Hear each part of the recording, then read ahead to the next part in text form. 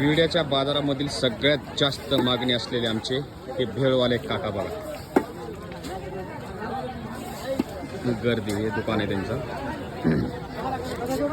ही भेळ ह्यांच्या हाताची खाण्यासाठी इथे गर्दी अशी होते की तुम्ही बघू शकता. भेळ बनवण्याचे नुसते टॅग बघा. हो का पैसे घ्या.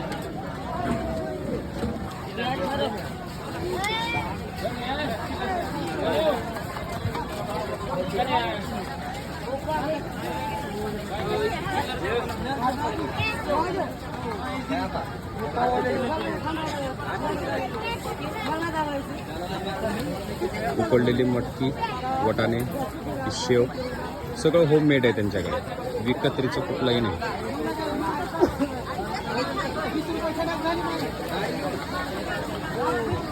एकदा जर का तुम्ही भेळ खाल्ली तर परेशान होताल. अशा पद्धतीची भेळ झाली रेडी खाण्यासाठी तयार. विड्याच्या आणि नेकूरच्या बाजारामध्ये जर कधी गेलात तर अवश्य काकांच्या दुकानाला भेट द्या.